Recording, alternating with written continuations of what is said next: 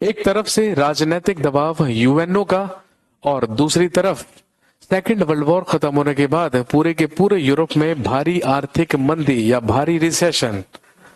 कहने का मतलब एक तरफ तो यूएनओ ने ब्रिटेन पर दबाव बनाना शुरू कर दिया कि आपने जिन जिन देशों को अपना उपनिवेश बनाकर रखा है सबको धीरे धीरे सेल्फ डिपेंडेंट बनाइए, सबको सेल्फ रूल दीजिए, स्वराज दीजिए और सबको धीरे धीरे फ्री कीजिए।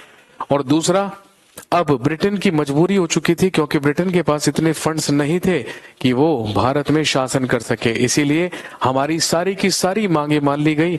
और आप सब जानते ही हैं निर्माण हुआ हमारी कॉन्स्टिट्यूएंट असेंबली का या हमारी संविधान सभा का। आपसे पूछेंगे कि बताइए हमारी संविधान सभा या हमारी कॉन्स्टिट्यूएंट असेंबली का निर्माण किस योजना के तहत हुआ था या किस मिशन के तहत या किस प्लान के तहत हुआ था? लिखेंगे 1946 में भारत भेजा गया cabinet mission plan.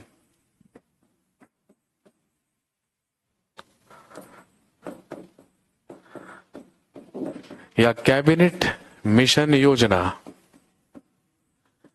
Cabinet mission plan या कैबिनेट मिशन योजना। 1946 में भारत एक योजना भेजी गई, एक प्लान भेजा गया जो था कैबिनेट मिशन प्लान या कैबिनेट मिशन योजना।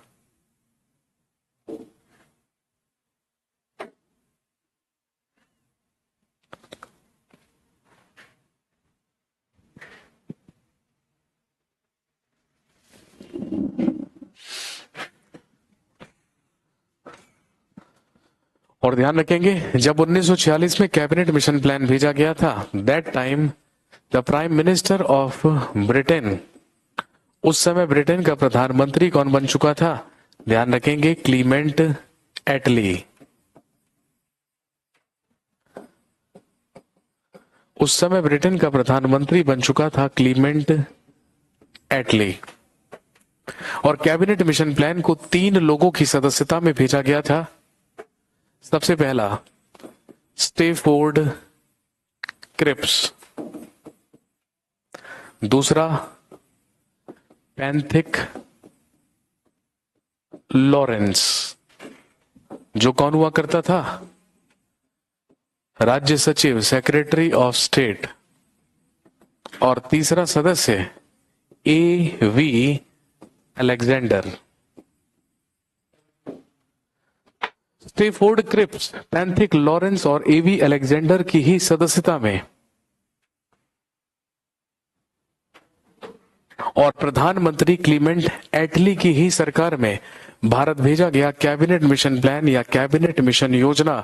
और इसी कैबिनेट मिशन योजना के तहत भारत में हुए 1 जुलाई 1946 को फर्स्ट इलेक्शन फॉर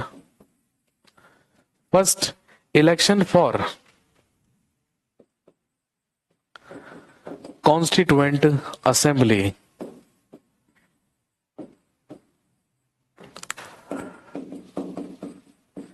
या संविधान सभा के प्रथम निर्वाचन।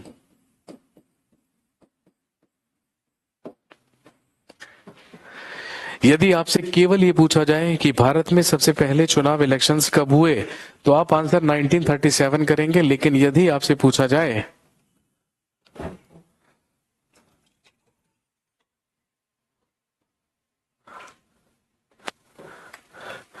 सर ये टॉपिक पंजाब टीजीटी के सिलेबस में है, बेटे जाके सिलेबस चेक कीजिए, पढ़े लिखो नहीं हो आप?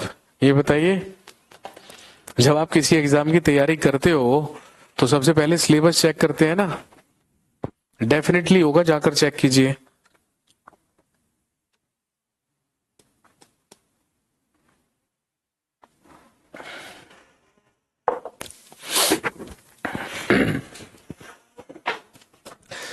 जी फाइनली 1 जुलाई 1946 को संविधान सभा के सबसे पहले चुनाव, सबसे पहले निर्वाचन या इलेक्शन से करवाए गए। और हम सब जानते हैं इन्हीं इलेक्शंस से हमारी संविधान सभा का गठन हुआ। और ध्यान रखेंगे हमारी संविधान सभा में कुल कितने सदस्य हुआ करते थे? हम सब जानते हैं टोटल 389, जिसमें से 292 members were from British provinces, जिसमें से 292 सदस्य ब्रिटिश प्रांतों से थे।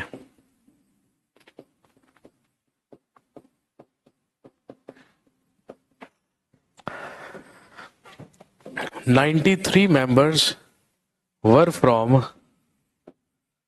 princely states",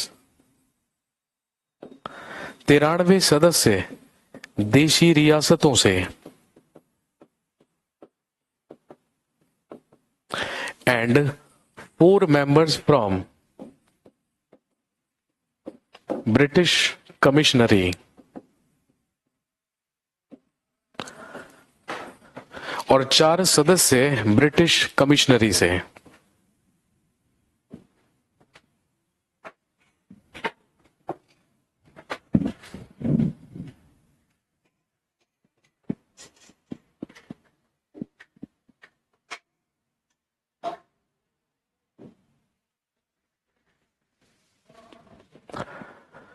और हम सब जानते हैं कि हमारी संविधान सभा में 10 लाख जनसंख्या पर एक प्रतिनिधि चुना गया था। टोटल 389 मेंबर्स थे, लेकिन ध्यान रखेंगे जो इलेक्शंस हुए, जो निर्वाचन हुए, वो 389 सीट्स पर नहीं, केवल और केवल कितने सीट्स पर हुए थे? लिखेंगे इलेक्शन या निर्वाचन 296 सीट्स पर हुआ, और बाकी 93 सीटों पर हुआ नॉमिनेशन या मनोनयन।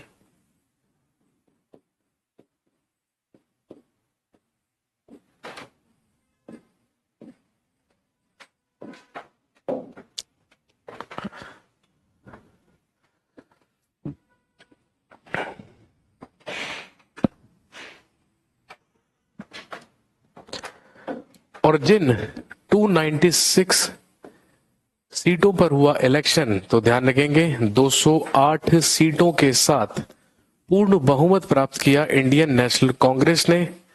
73 सीटों के साथ दूसरे नंबर पर रही मुस्लिम लीग, और 15 सीटें मिली अन्यों को या निर्दलियों को।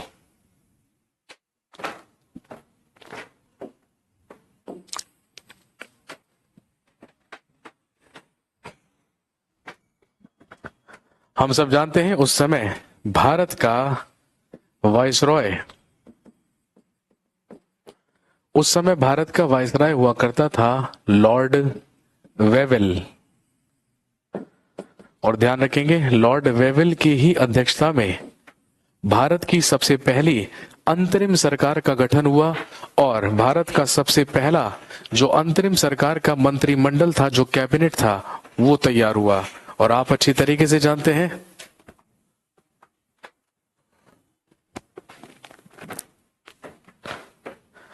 2 सितंबर 1946 को गठन हुआ first interim government of India, Bharat की प्रथम अस्थायी सरकार।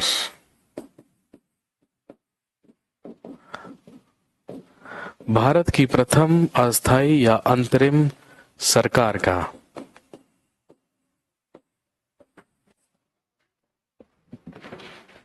जो किसकी अगुवाई में बनी? लॉर्ड वेवेल की अगुवाई में।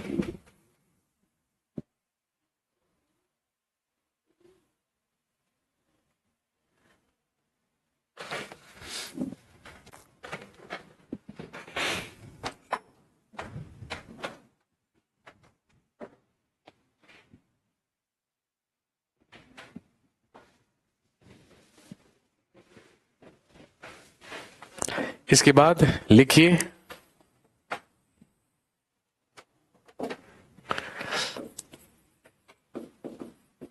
Cabinet of interim government.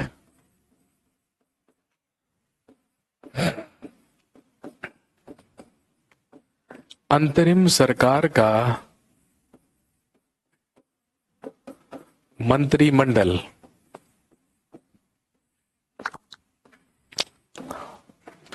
Cabinet of interim government या अंतरिम सरकार का मंत्रिमंडल।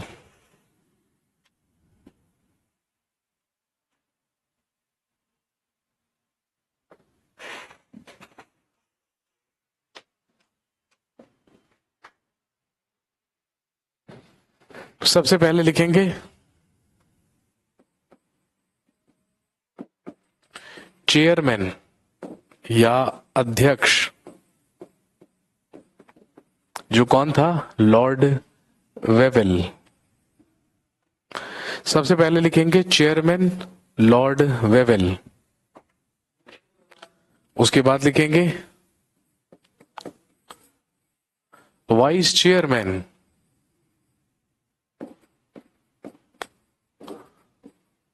उपाध्यक्ष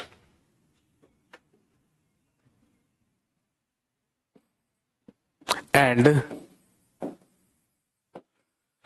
मिनिस्ट्री ऑफ एक्सटर्नल अफेयर्स,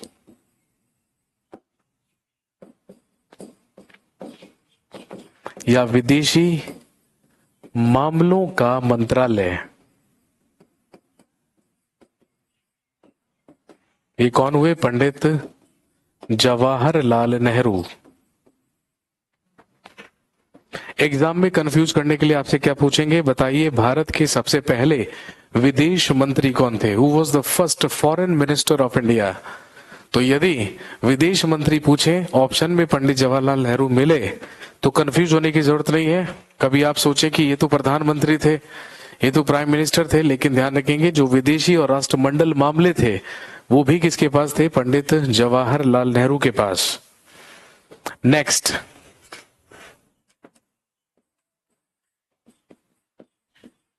अगला लिखिए home minister and information and broadcasting.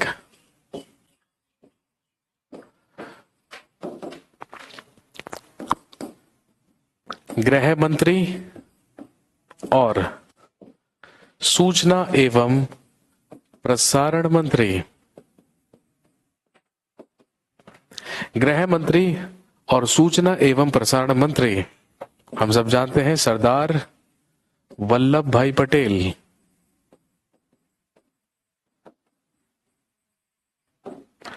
Sardar Vallabh भाई पटेल। नेक्स्ट लिखिए डिफेंस या रक्षा मंत्री सरदार बलदेव सिंह। याद करना बेहद आसान है, ठीक है भाई। गृह मंत्री सरदार वल्लभ भाई पटेल थे, ये तो देश का बच्चा बच्चा जानता है। प्रधानमंत्री और विदेशी मामले पंडित जवाहरलाल नेहरू के पास थे, सब जानते हैं। डिफेंस मिनिस्टर, रक्षा मंत्री, रक्षा वही करेगा ना जिसके पास बल होगा, तो याद रखेंगे बलदेव सिंह। बहुत आसान है याद करना। नेक्स्ट, एजुकेशन मिनिस्टर, शिक्षा मंत्री।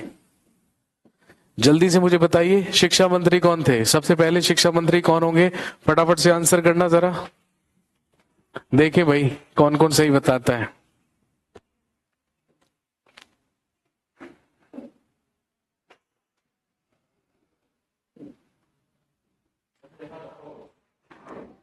मुझे उम्मीद थी पूरी, नालायकों से यही उम्मीद की जा सकती है। 80% बोल रहे हैं अब्दुल कलाम आजाद। अबे नालायकों, इसीलिए तो मैंने पूछा था। लिखिए सिराज गोपालाचारी।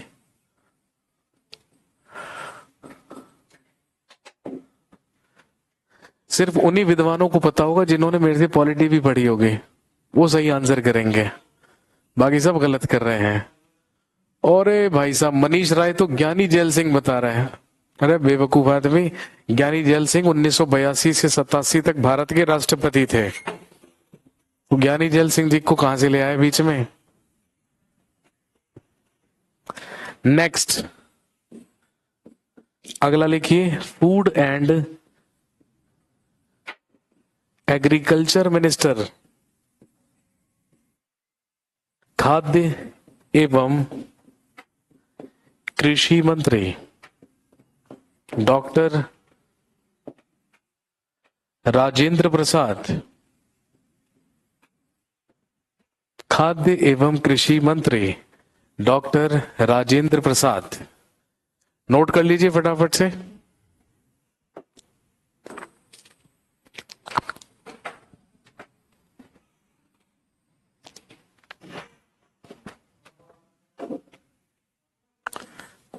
नेक्स्ट लिखिए हेल्थ मिनिस्टर,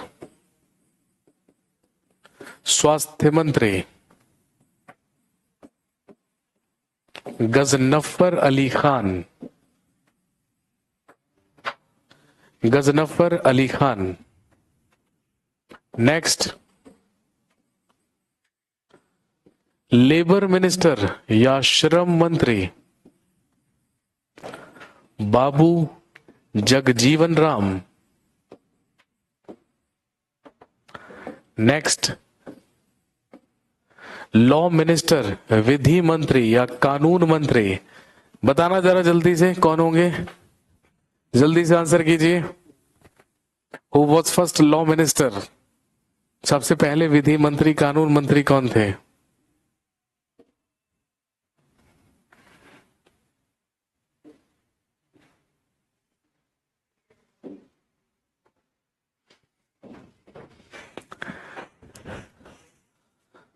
इससे मुझे पता चल जाएगा ना किस किस ने मेरे से पढ़ रखा है। कम ही लोग हैं भाई, सारे के सारे डॉक्टर बी आर अम्बेडकर ही बता रहे हैं, लियाकत अली भी बता रहे हैं, कुछ महान लोग तो। लॉ मिनिस्टर लिखेंगे जोगेंद्र नाथ मंडल। जोगेंद्र नाथ मंडल। नेक्स्ट लिखेंगे फाइनेंस मिनिस्टर, वित्त मंत्री लियाकत अली खान। ये वही लियाकत अली खान है जो पार्टीशन के बाद पाकिस्तानी संविधान सभा में चले जाएंगे और भारत और पाकिस्तान के बनेंगे सबसे पहले प्राइम मिनिस्टर या प्रधानमंत्री।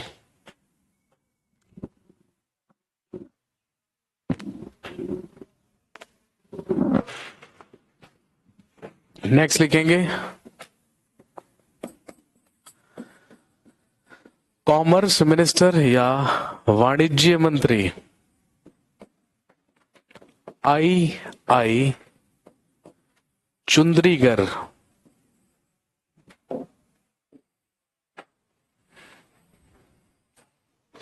कॉमर्स या वाणिज्य I Chundrigar. Next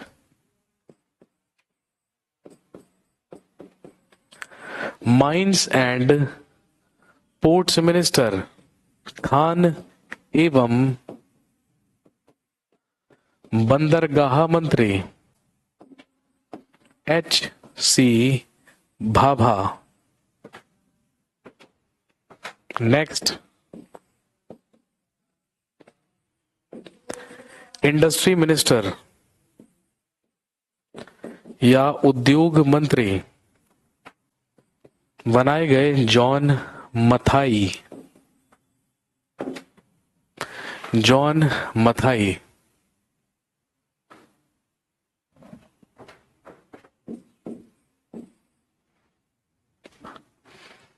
next railway minister या रेल मंत्री अरुणा आसफ अली। रेल मंत्री अरुणा आसफ अली।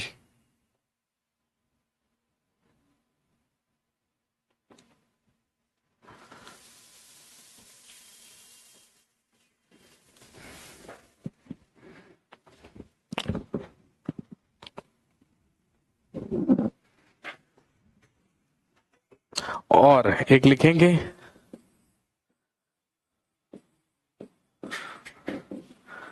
कम्युनिकेशन या संचार जो बनाए गए अब्दुल रब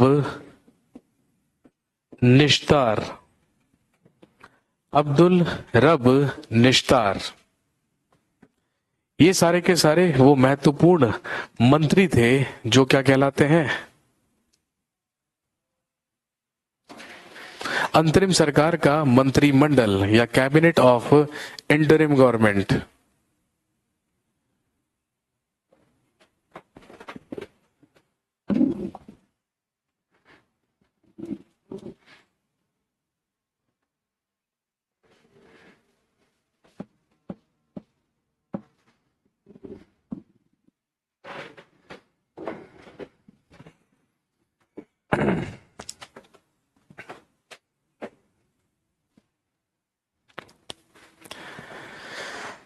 संविधान सभा का गठन हुआ, हमारी अंतरिम सरकार बनी और इसके बाद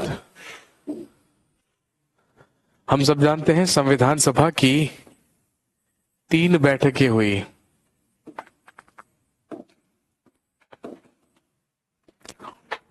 संविधान सभा की सबसे पहली बैठक फर्स्ट मीटिंग हुई 9 दिसंबर 1946 को।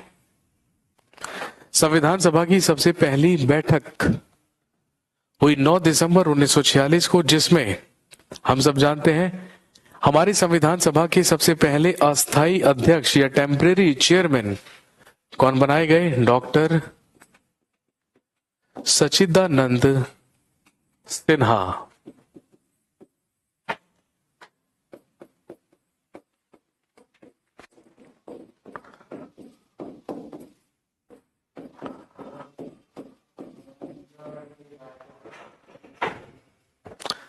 इसके बाद संविधान सभा की दूसरी बैठक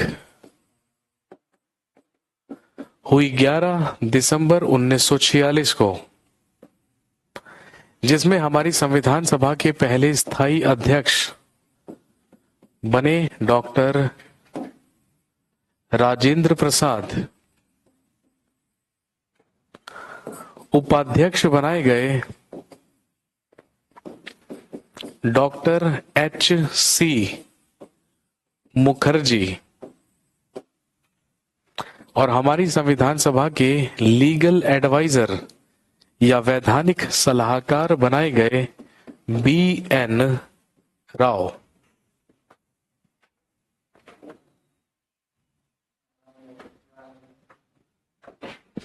इसके बाद संविधान सभा की तीसरी बैठक 13 दिसंबर 1946 में हुई और हम सब जानते हैं सबसे महत्वपूर्ण काम इसी बैठक में हुआ। Pandit Jawaharlal Nehru presented the objective resolution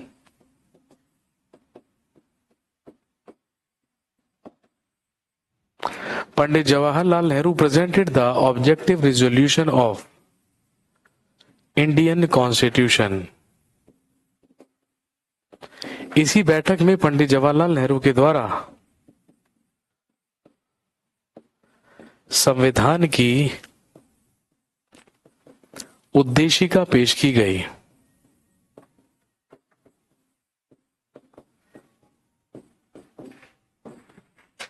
Pandit Jawaharlal Nehru presented the objective resolution of Indian constitution.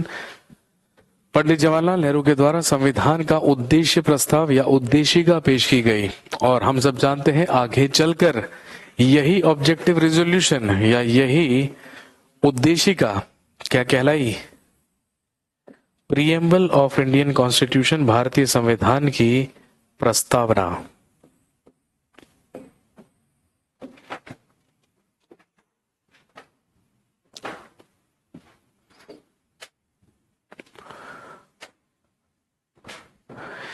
यही आगे चलकर कहलाई भारतीय संविधान की प्रस्तावना और the preamble of Indian constitution.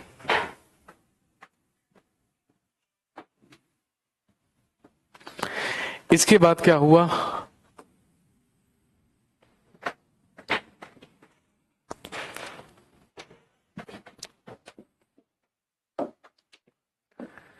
बीस फरवरी 1947 को हुआ डेक्लेरेशन ऑफ इंडियन इंडिपेंडेंस।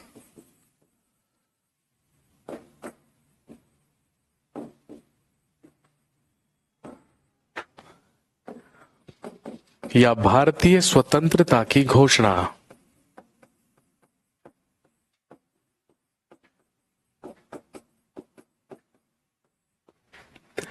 20 फरवरी 1947 को हुआ डिक्लेरेशन ऑफ इंडियन इंडिपेंडेंस या भारतीय स्वतंत्रता की घोषणा।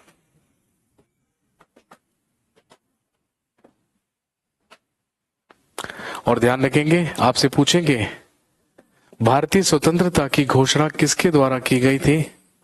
ब्रिटेन के प्रधानमंत्री के द्वारा। अभी बताया था, जो समय कौन था? क्लीमेंट एटली। और क्लीमेंट एटली के द्वारा ही ये घोषणा की गई कि 30 जून 1948 से पहले भारत को स्वतंत्र कर दिया जाएगा और भारत को आजाद कर दिया जाएगा।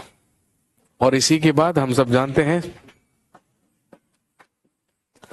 मार्च 1947 में भारत का अंतिम वाइसरॉय बनकर आया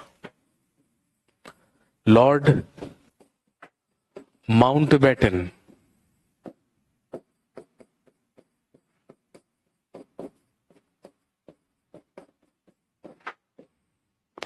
दो प्लान्स लेकर, एक माउंटबेटन प्लान या माउंटबेटन योजना और दूसरा डिकी बर्ड प्लान या डिकी बर्ड योजना। और हम सब जानते हैं कि माउंटबेटन योजना या माउंटबेटन प्लान से ही भारत और पाकिस्तान का क्या हुआ? विभाजन। कई बार एग्जाम में पूछते हैं कि बताइए भारत और पाकिस्तान का विभाजन किस योजना से या किस प्लान से हुआ है? That is Mountbatten plan. क्योंकि माउंटबेटन प्लान में ही ये प्रपोजल दिया गया था या ये प्रस्ताव दिया गया था कि भारत और पाकिस्तान को दो अलग अलग डोमिनियन स्टेट्स या डोमिनियन राज्यों में बांट दिया जाएगा। और जब तक दोनों के दोनों राज्यों के संविधान का निर्माण नहीं होता तब तक वहां पर सारा का सारा जो प्रशासन है वो 1935 के भारत शासन अधिनियम के तहत चलेगा। जो रियासत पाकिस्तान में शामिल होना चाहती है वो पाकिस्तान में हो सकती है, और जो रियासत भारत में शामिल होना चाहती है वो भारत में शामिल हो सकती है, और जो रियासत स्वतंत्र रहना चाहती है वो स्वतंत्र रह सकती है। और डिकी बर्ड प्लान से हुआ, ध्यान रखेंगे, division of constituent assembly of India, Bharat की संविधान सभा का विभाजन। हमारी संविधान सभा में टोटल 389 मेंबर्स थे, तो ध्यान रखेंगे 389 में से 299 मेंबर्स रहे भारतीय संविधान सभा में, जिसके अध्यक्ष डॉक्टर राजेंद्र प्रसाद थे, और 90 मेंबर्स चले गए पाकिस्तानी संविधान सभा में, और पाकिस्तानी संविधान सभा का अध्यक्ष बना दिया गया मोहम्मद अली जिन्ना को। और फाइनली हम सब जानते हैं 4 जुलाई 1947 को ब्रिटिश पार्लियामेंट में एक बिल पेश किया गया जो पारित हुआ 18 जुलाई 1947 को, और यही क्या बना? Indian independence act. Indian independence act या भारतीय स्वतंत्रता अधिनियम।